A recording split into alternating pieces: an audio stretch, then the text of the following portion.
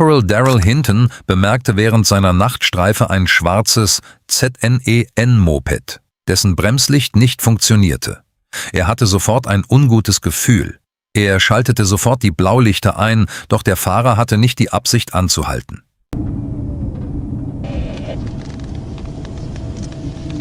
Pull over there for me. Pull over there for me. Okay. Hey, just go over there and pull it to the... No. Pull up. Oh, okay. Tatsächlich tat der Fahrer zunächst so, als würde er anhalten. Er stieg jedoch nicht vom Moped ab und hielt die Polizei hin. Dann begann er plötzlich zu flüchten.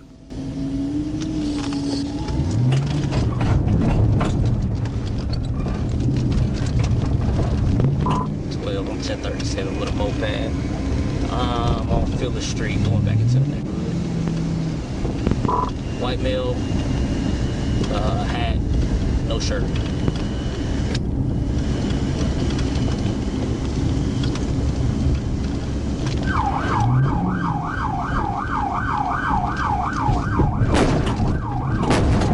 Der Fahrer, der versuchte, mit diesem kleinen Motorrad mit Höchstgeschwindigkeit davonzufahren, sprang an einer Kreuzung mit seinem Motorrad über eine Bodenwelle.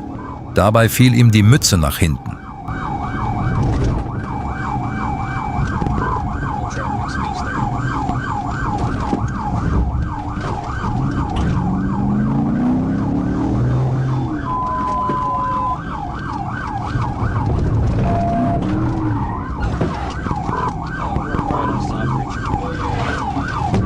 Der Fahrer, der mit seinem Moped Modell 2023 eine Geschwindigkeit von bis zu 63 Kilometer pro Stunde erreichte, kam an den Rand eines Feldes. Genau in diesem Moment rammte ein Polizist das Motorrad und brachte den Fahrer zu Fall. Der Fahrer, der 200 Meter zu Fuß floh, hatte etwa 7 Gramm verbotener Substanzen bei sich und wurde wegen mehrerer verschiedener Straftaten gesucht. Wir berichten Ihnen heute von einem Fall, den wir zum ersten Mal beobachten. Nach dieser Verfolgungsjagd drohte dem Polizeibeamten der Verlust seines Arbeitsplatzes, weil er sich einer Dienstanweisung widersetzt hatte. Seine persönliche Sturheit kam den Beamten teuer zu stehen.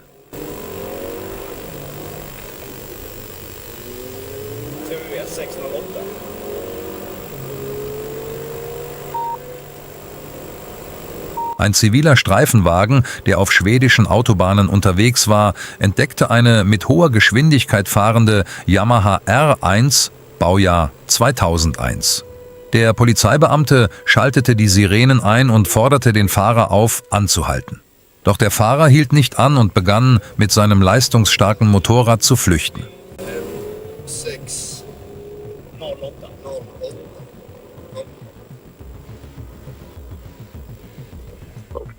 Motorcykel och den är UA-ägd av Adnan Al-David. 45 hemma under Libergsgatan. Det var givetvis bara en backbil och för att spö.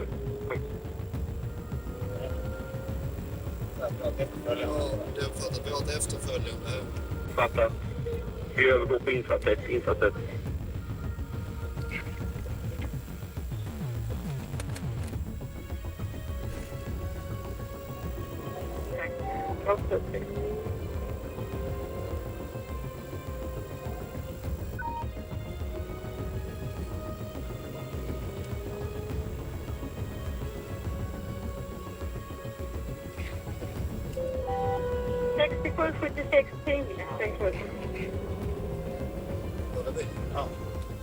Och lyssnar vid campus.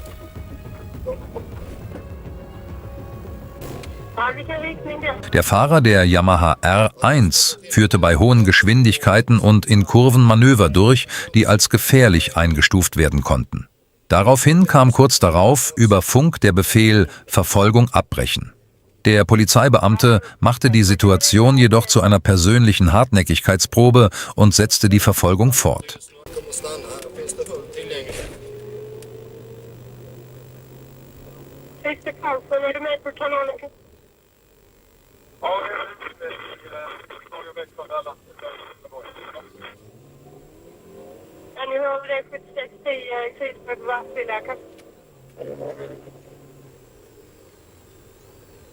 Repetera. Vi får kanske är på väg till Lakan. Ja, Trelleborgsvägen igen och se Ja, vilken du uppfattar. Trelleborgsvägen nu igen. Får se vilken riktning här väntar. och utåt Utåt mot skid. mot Skir. Kör han nu. Kom. Ja, det är uppfattat. Och för 67-97-20 så är det en Tore Bertil Wilhelm 608. Tore Bertil Wilhelm 608. Var det uppfattat? Ja, det var Sigridsvägen direkt.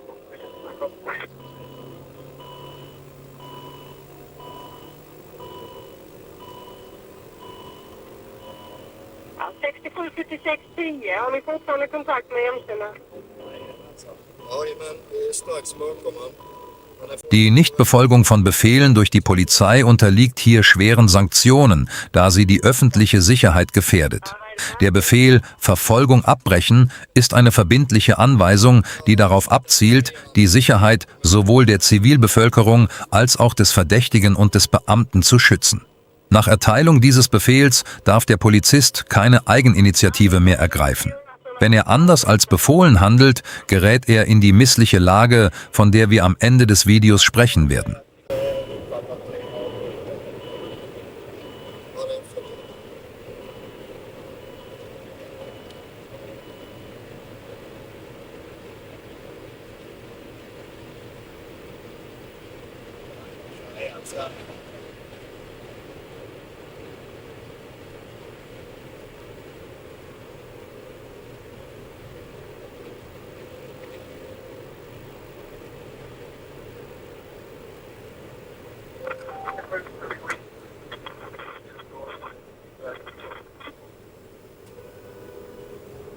Ja, det uppfattar. Ja, det är uppfattat. 67-76-10. Ni fortsätter ju söderut. Gick det ditåt? Det gick andra in mot Skid.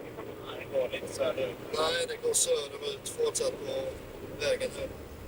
Nu verkar det vara som man stannar. Kör av vägen här. Precis. Der Fahrer, der der hartnäckigen und rechtswidrigen Verfolgung durch die Polizei nicht standhalten konnte, kam bei hoher Geschwindigkeit von der Straße ab und stürzte. Der Preis für diese regelwidrige Verfolgung war für den Polizeibeamten jedoch sehr hoch. In der nach dem Vorfall eingeleiteten Untersuchung wurde der Beamte für schuldig befunden, den Befehl seiner Vorgesetzten, die Verfolgung abzubrechen, nicht befolgt und das Motorrad unrechtmäßig in die Enge getrieben zu haben. Daraufhin wurde er zu einer Geldstrafe von 19.000 schwedischen Kronen, ca. 2.000 Euro, verurteilt. Wir haben bisher viele Verfolgungsjagden in den USA untersucht, aber eine solche Sanktion ist uns zum ersten Mal begegnet. Der Verdächtige, der etwa eine Stunde lang mit einem Quad vor der Polizei floh und erst anhielt, weil ihm der Sprit ausging, sorgte für Chaos in der Stadt. Ein vollständig schwarz gekleideter Fahrer, der einen schwarzen Helm und eine Maske trug, wurde von der Polizei von Opa-locka angehalten, als er mit seinem weißen ATV unter Missachtung der Verkehrsregeln fuhr. Doch anstatt sich zu ergeben, gab der Fahrer Gas und startete eine gefährliche Flucht durch die Straßen von Miami.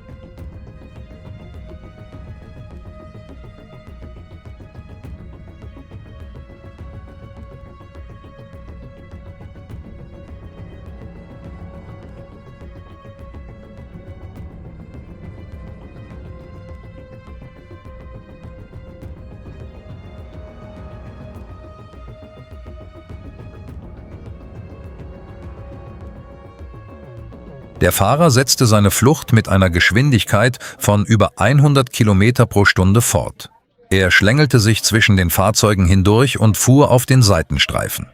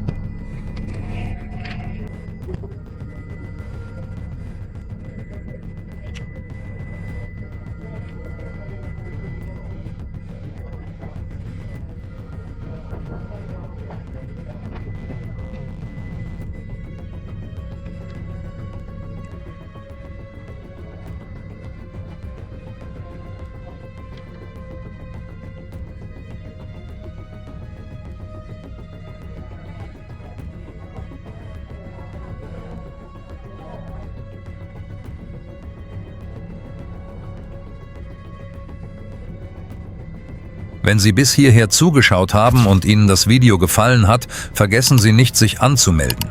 Wir sind jede Woche mit 2 neuen Videos und detaillierten Polizeiberichten für Sie da.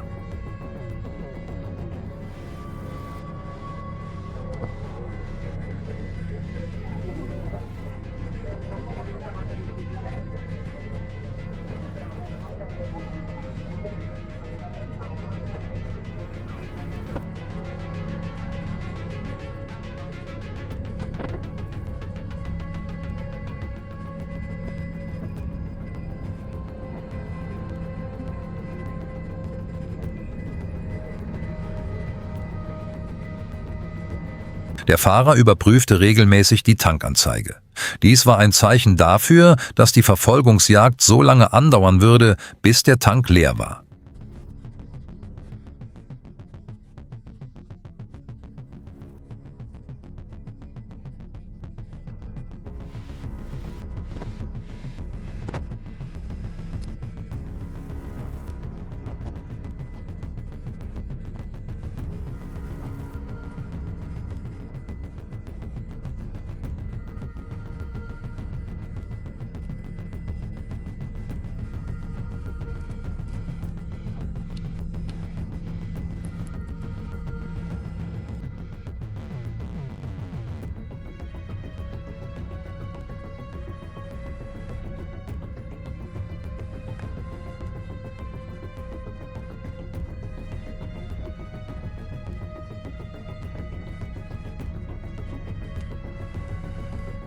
Er fuhr auf den Parkplatz einer KFC-Filiale und überquerte von dort die Straße. Der Fahrer versuchte alles, um zu entkommen. Doch dank der Verfolgung durch den Polizeihubschrauber war diese Flucht unmöglich.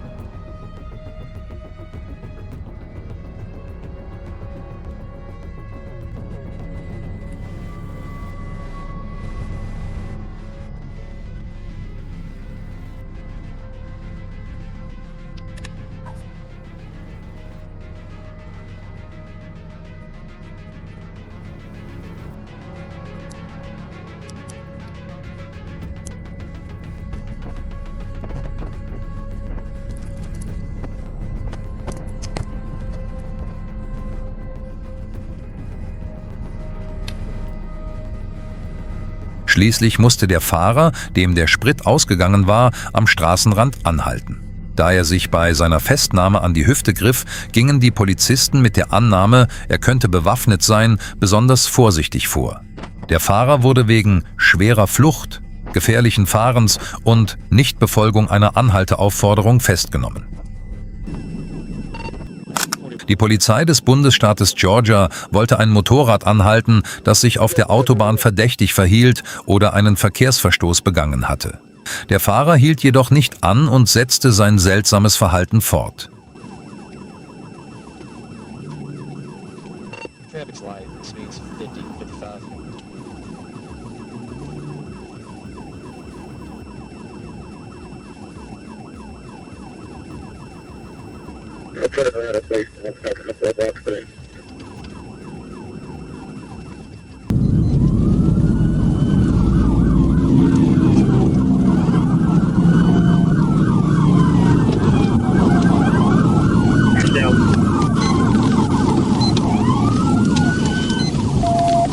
Copy, crash down.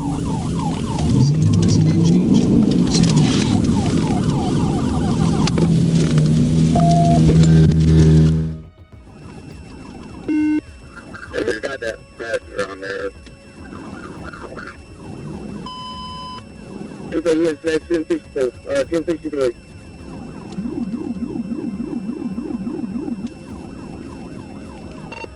Approaching Chico, speeds 55. Codified, yep.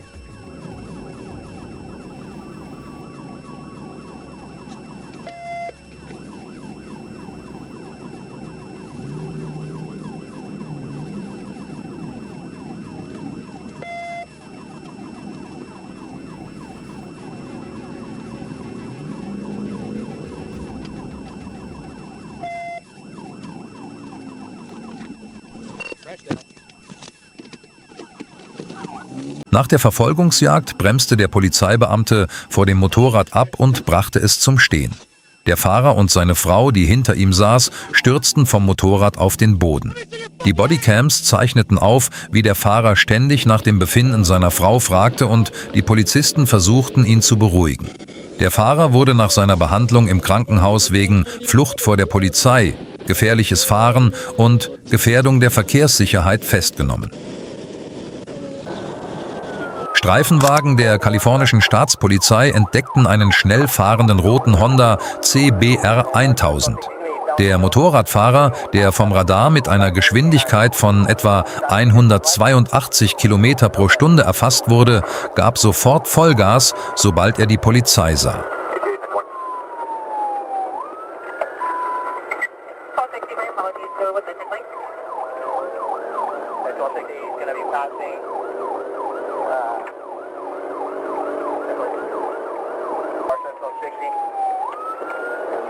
Passing Danbury, running the red light, corrected by the stop sign.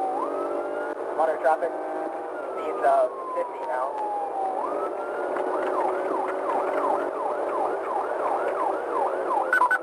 Oh, 60 passing Danbury, running the red light, speeds of 160 now.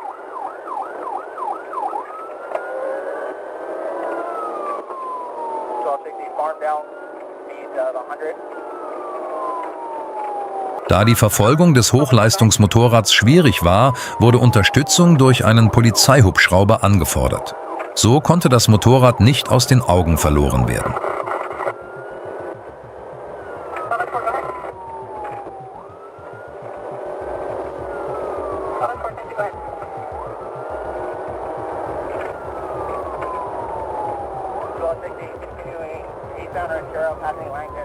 No traffic, no pets. Speeds up 90.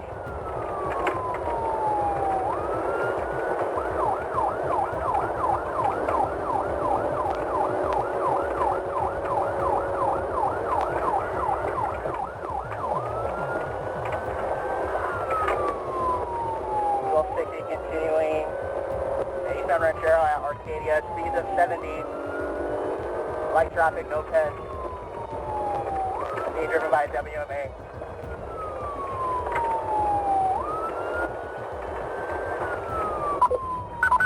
Just stop, the helicopter's here. Just stop, you ain't going nowhere.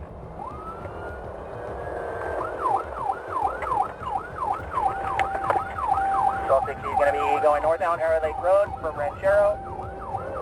Light traffic, no beds. Speeds of 90. Control 60 northbound Arrowhead Lake Road from Ranchero. Light traffic, no beds. Speeds of 90. We're just going to be making a right onto Rock Springs Road from Main Street. Continuing eastbound Rock Springs Road from Main Street. No traffic, no pets. Motorradfahrer glauben, dass sie gewisse Vorteile haben und der Polizei entkommen können. Meistens enden solche Verfolgungsjagden jedoch mit einem schweren Unfall. Was denken Sie darüber? Sollten die Polizisten die Verfolgung fortsetzen? Oder sollte ihnen, wie bei dem Vorfall in Schweden, der Befehl erteilt werden, die Verfolgung abzubrechen?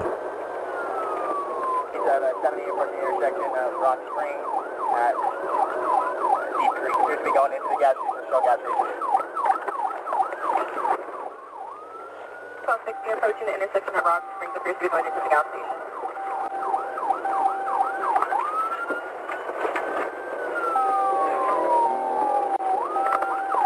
Control 60 is going to be going back westbound Rock Springs from Deep Creek. Hey, they've got in sight westbound Red Motorcycle. He's coming up here.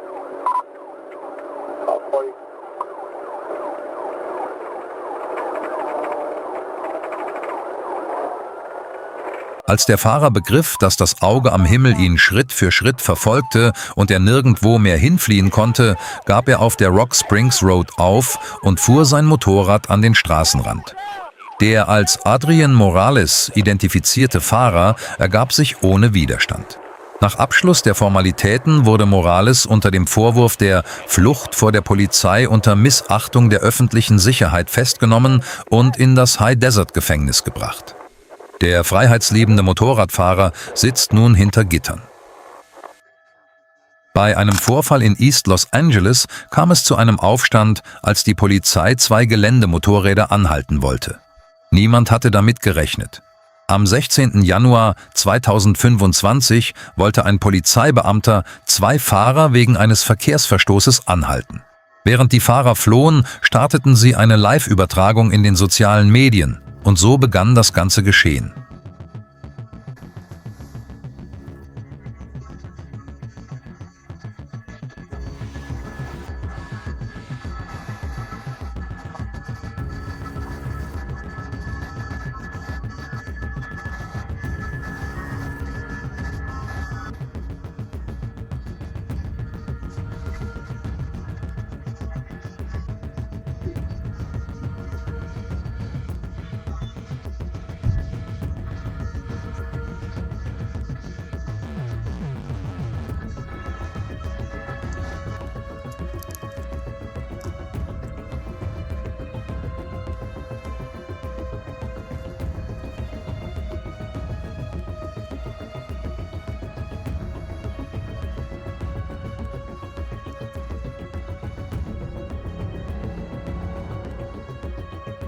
Die Live-Übertragungen in den sozialen Medien zeigten Wirkung.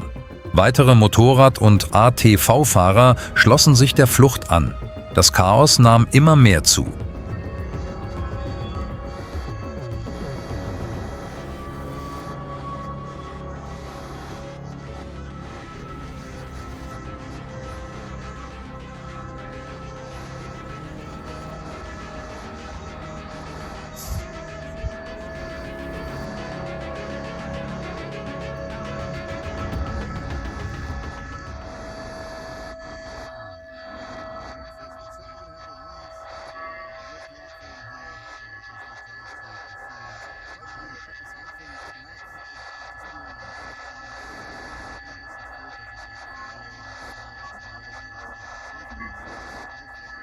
Die Verfolgungsjagd entwickelte sich nach einer Weile zu einer Machtdemonstration. Einige Motorradfahrer, die sich bewusst waren, dass ein Polizeihubschrauber ihnen folgte, hoben die Vorderräder an und provozierten die Polizei damit regelrecht.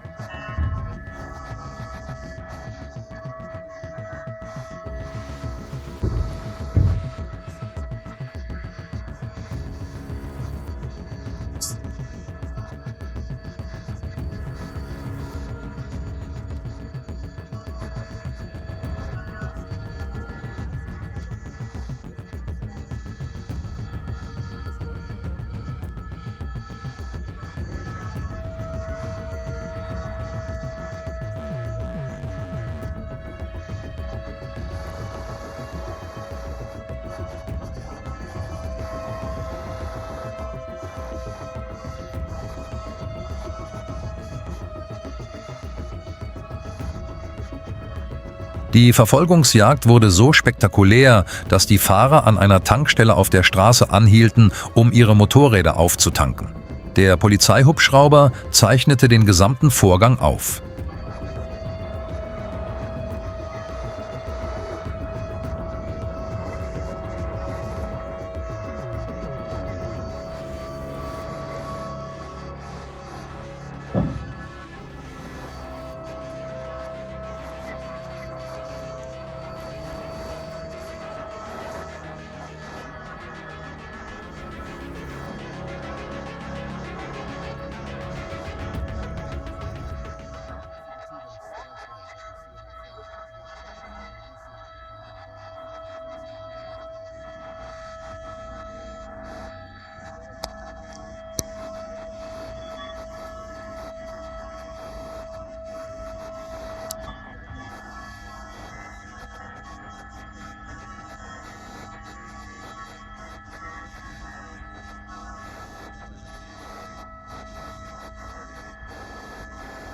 Die Kamera des Polizeihubschraubers näherte sich den Verdächtigen, um ihre Identität festzustellen.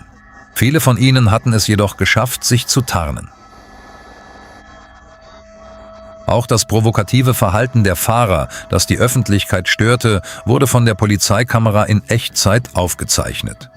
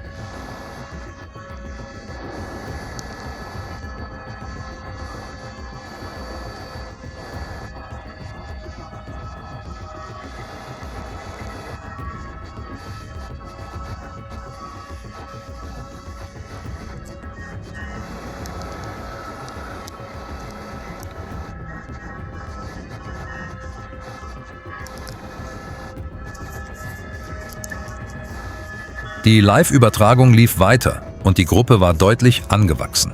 Einige Fahrer winkten dem Polizeihubschrauber zu und machten sich regelrecht über ihn lustig.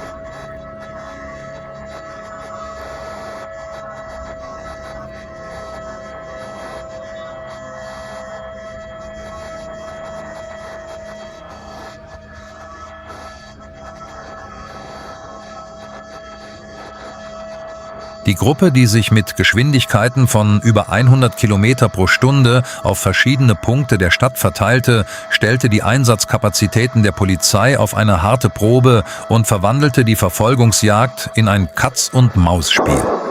Am Ende der Verfolgungsjagd versuchte die Gruppe, sich in kleine Gruppen aufzuteilen und in den Seitenstraßen von Los Angeles ihre Spuren zu verwischen. Ein aggressives Eingreifen der amerikanischen Polizei fand diesmal nicht statt. Dies könnte daran liegen, dass es sich um eine große Gruppe von Verdächtigen handelte. Damit war die Verfolgungsjagd beendet. Vergessen Sie nicht, den Kanal zu abonnieren und die Benachrichtigungen zu aktivieren, um weitere Videos zu sehen. Bis bald!